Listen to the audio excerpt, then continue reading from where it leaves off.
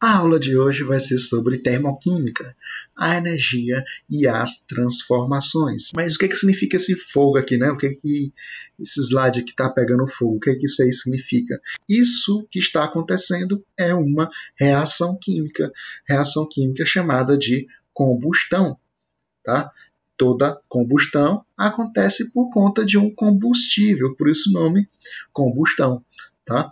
Então, vamos começar aqui a aula falando um pouquinho sobre os combustíveis. Bom, galera, o que é um combustível? Combustível é qualquer material capaz de produzir energia na forma de calor, tanto por combustão como por fissão ou fusão nucleares. Só que o nosso foco aqui vai ser na combustão, tá? Fissão e fusão nucleares vai ficar para uma outra aula, beleza? Bom, eu coloquei aqui alguns exemplos, né, de alguns combustíveis, como vocês podem ver aqui o gás natural, o GLP e a gasolina. Também não pode ficar de fora, né, a lenha, né, a madeira, também que é um combustível.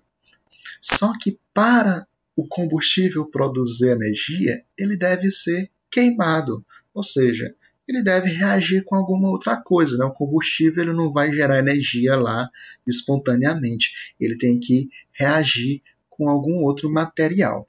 Mas antes é interessante saber o seguinte, que toda queima de um combustível é uma reação química do tipo exotérmica.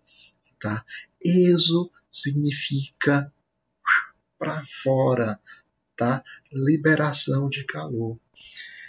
A representação química da queima de um combustível é da seguinte maneira, ó.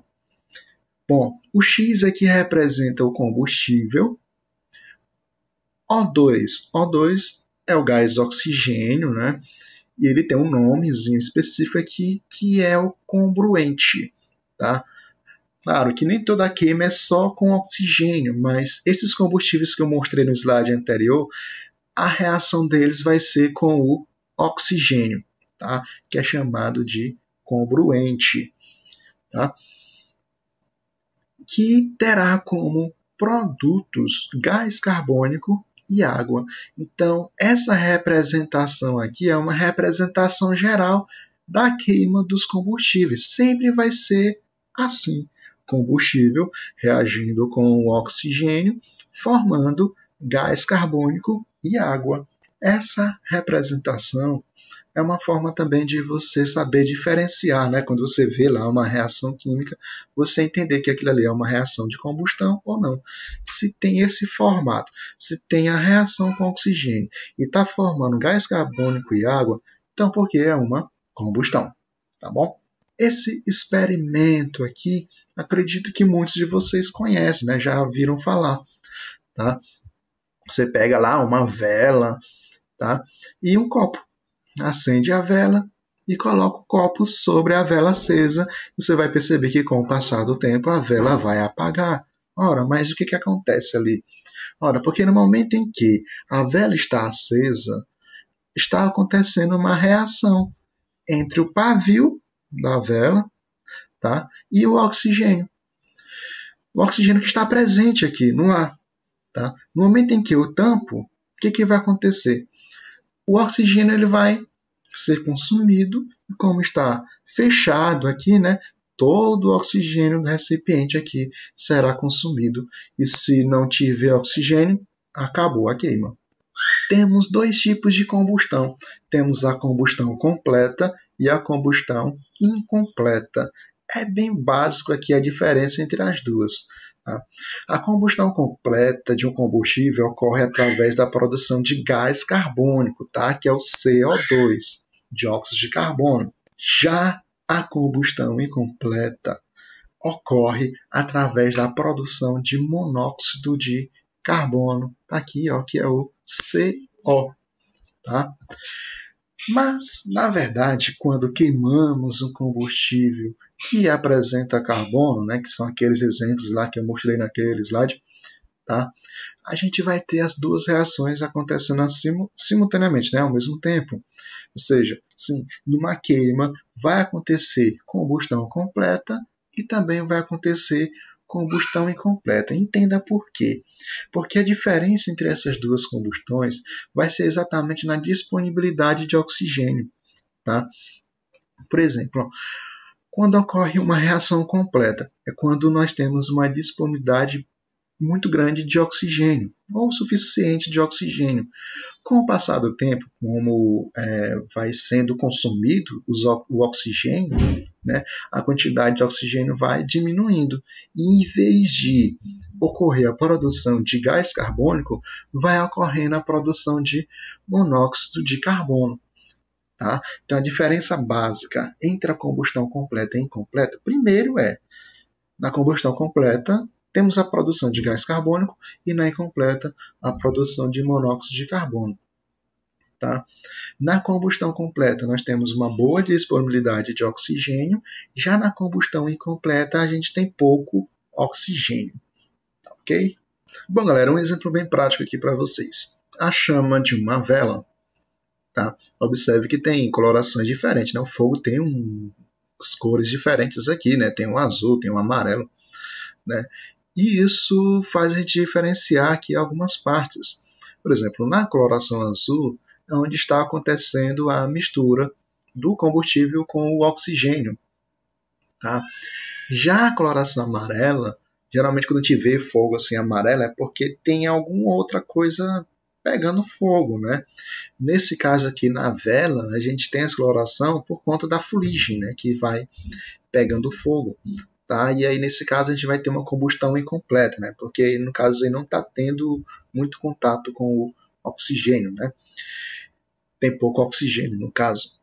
Já aqui na parte incolor é onde está acontecendo a combustão completa, ou seja, a gente tem o combustível e esse combustível está reagindo com oxigênio e produzindo dióxido de carbono. Tá bom? Classificação das transformações. Bom, aqui tem duas imagens. Né? Aqui é a preparação de comida, né? O cozimento, na verdade, a fritura de uma carne. E aqui, né, nós temos um sorvete. O que isso tem a ver com a classificação das transformações? Isso aqui, galera, ó. Quando o bife está sendo preparado, ele está absorvendo calor. Não é verdade? Então, e ele está absorvendo calor e está se transformando. Está acontecendo uma reação química aí.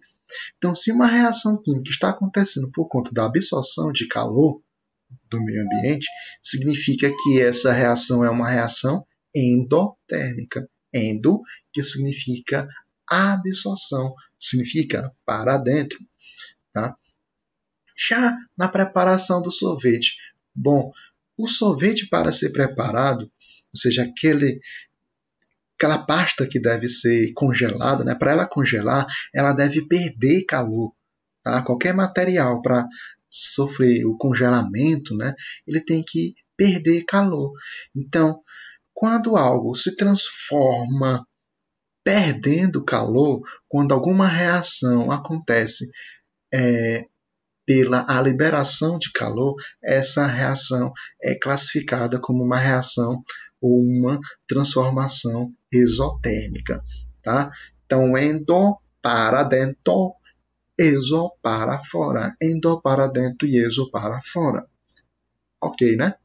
Nas mudanças de estado físico, a gente vê o seguinte. Considerando aqui os três estados físicos, que é o estado sólido, o líquido e o estado gasoso, né, o estado de vapor, consideremos o seguinte, pessoal. Ó. O estado sólido é aquele estado onde tem um menor conteúdo energético. Tá? O líquido está ali no intermediário, né? E o estado gasoso é onde há o maior conteúdo energético. Pensem nisso, tá? Então, sólido, pouco conteúdo energético, líquido, mais ou menos, e o estado gasoso, muito conteúdo energético. Tá? Então, ó, quando alguma substância sofre fusão, ou seja, sai do estado sólido e vai para o estado líquido, isso aí é um processo endotérmico. Por quê? Porque ela está saindo de um ponto menos energético para um ponto mais energético. E para isso acontecer, ela tem que absorver calor, tem que absorver energia. Então, por isso que a passagem do estado sólido para o líquido é endotérmico. A mesma coisa vai ser a passagem do estado líquido para o estado gasoso. Tá?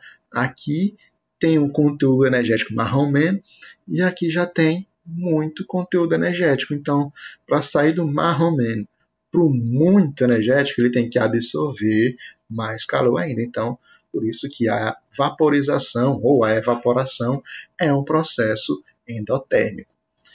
Já no sentido inverso, né, no caso aqui a liquefação ou a condensação, tá? Ou seja, a passagem do estado gasoso para o estado líquido, tá? Ocorre com liberação de calor. Tá? Ou seja, quando chove, né, o vapor d'água perde calor e fica líquido. Tá? E lembra lá da formação do sorvete? É do estado líquido para o estado sólido. Tá? Então, a solidificação também, para acontecer a solidificação, deve acontecer também uma liberação de calor. Então, ó, fusão, evaporação são processos endotérmicos. A condensação e a solidificação são processos exotérmicos. Tá? Endo para dentro e exo para fora. Sabe aquele momento quando você está na casa de um amigo ou mesmo num clube que tem uma piscina, né? Você dá aquele mergulho e quando sai da piscina você sente um frio, mesmo o dia, sei lá, está marcando 45 graus. Você sai da piscina, bate um ventozinho, você sente um frio. Por que será? Esse fenômeno está relacionado com a evaporação da água, que no caso está em contato com o corpo humano. Essa sensação de frio explica-se corretamente pelo fato que a evaporação da água, então já está explicado aqui um detalhe, né? Então essa sensação de frio é por conta da evaporação da água da nossa pele. Tá? Então no momento em que o vento bate, a água evapora e você vai ter a sensação de frio. Mas por que a evaporação provoca essa sensação de frio? Vamos ver aqui, né? As opções. O que diz a letra A? A letra A diz que a evaporação da água é um processo endotérmico e cede calor ao corpo. A letra B diz que a evaporação da água é um processo endotérmico e retira calor do corpo. Na letra C, diz que o processo é exotérmico e cede calor para o corpo. Na letra D diz que o processo é exotérmico e retira calor do corpo. E na letra E diz que o processo é atérmico e não troca calor com o corpo. Bom, galera, como a gente já viu, tá? A evaporação é a passagem do estado líquido para o estado gasoso. Tá? Ou seja, quando a água evapora, ela absorve calor. Mas ela vai absorver calor de onde? Do ambiente. Tá? E qual é o ambiente da água? O ambiente da água é a sua pele. Tá? Então você vai ter a sensação de frio exatamente porque a água vai absorver calor da sua pele. Tá bom? Então, o que responde esse questionamento é exatamente a letra B. Tá? É um processo endotérmico e retira calor do corpo. Né? Então, se eu tiro o calor da minha pele, se eu tiro o calor do meu corpo, eu vou ter a sensação de frio. Vamos falar aqui agora sobre a entalpia. Tá? Mas o que vem a ser entalpia? Bom, toda espécie química possui uma energia que, quando medida a pressão constante, é chamada de entalpia. Então, tudo tem energia. Todo material tem energia. Tá? Se a gente pega lá um pedaço de papel, aquele papel ali tem uma quantidade energética. Os alimentos, né? Os alimentos possuem uma quantidade energética. Então, essa energia que toda espécie química possui é chamada de entalpia. Tá? E a entalpia, aqui no caso, vai ser representado, né, pela letra H. Tá? Então, quando você vê um H maiúsculo, ele significa entalpia. Tá? Mas não é possível fazer o cálculo da entalpia de um sistema. Tá? O que é possível é fazer o cálculo da variação da entalpia, né, numa transformação, por exemplo, tá? Que é muito simples.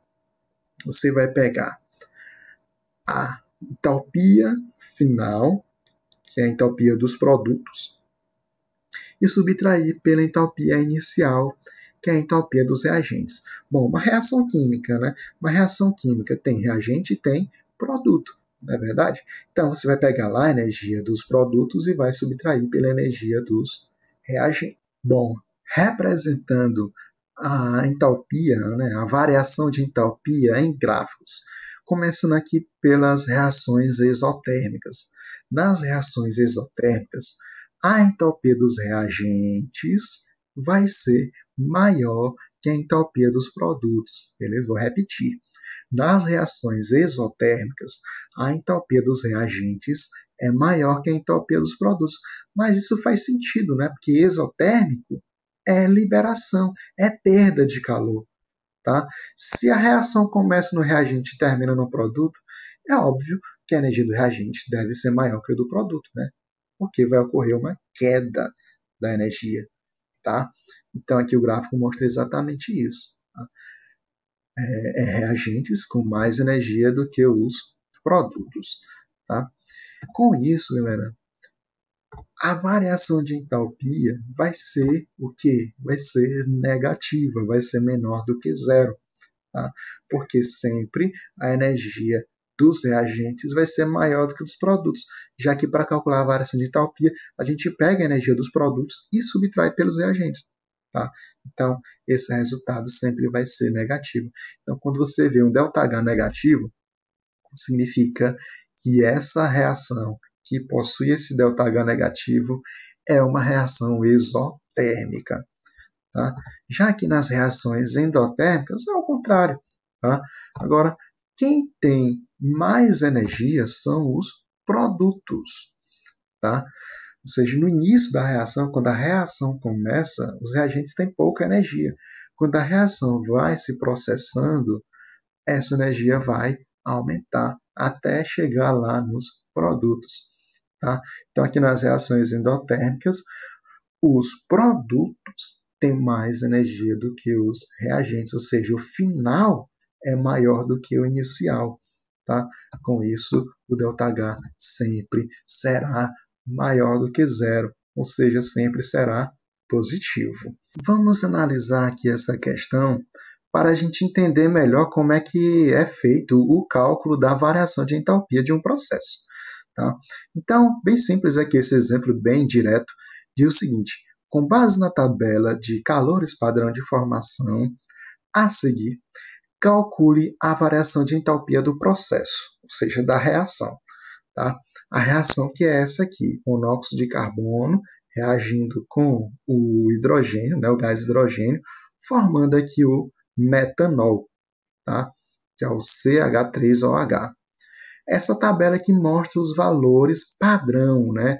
Ou seja, a entalpia de cada substância. Né? Quando essas substâncias foram formadas, elas têm essa quantidade de calor aqui, tá? Em kJ por mol, que é a unidade, uma das unidades de medida da entalpia. Né? É kJ e também temos a quilocalorias. Tá? Por que por mol? Porque é para cada número de mol.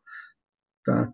Então, essa quantidade aqui, menos 110, é para cada um número de mol de CO, de monóxido de carbono, e esse menos 726 é para cada um número de mol de metanol. Tá? Bom, então a primeira coisa que você vai fazer é balancear a reação. Na verdade, você vai verificar se está balanceada, né? Se não tiver, você vai balancear. Tá? Nesse caso aqui, ela está quase balanceada, né? A gente vê aqui que tem um carbono aqui nos reagentes, tem um carbono nos produtos, tem um oxigênio nos reagentes e tem um oxigênio nos produtos, mas aqui nos reagentes tem 2 hidrogênios E aqui nos produtos tem 4 hidrogênios, então está faltando o coeficiente 2, né? Ou seja, agora, multiplicando aqui a quantidade desses 2 hidrogênios aqui, a gente vai ter 4 hidrogênios aqui nos reagentes, né? Então, tá aí, a reação já está balanceada. Mas tem um detalhe. Olha só. A questão deu a energia do monóxido de carbono e deu a energia do metanol, mas não deu a energia do H2. Por quê? Porque o H2 não é uma substância que é formada, né? É uma substância simples. Então, ela vai ter uma entalpia padrão igual a zero, assim como qualquer substância simples. Qualquer substância simples vai ter sempre a entalpia padrão igual a zero. Vamos lá, como é que calcula o ΔH? Bom, ΔH ou seja, a variação de entalpia entalpia dos produtos menos a entalpia dos reagentes.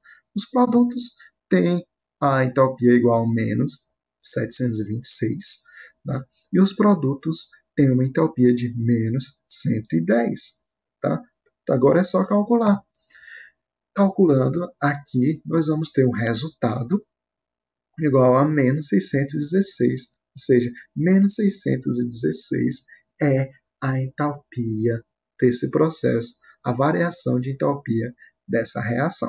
Tá bom? Bom, gente, eu espero ter ajudado, né, com essa aula. Tá? Aos poucos eu vou fazendo mais vídeos aí para vocês, enquanto essa pandemia dura. Então, bons estudos aí para vocês e até mais. Valeu, tchau.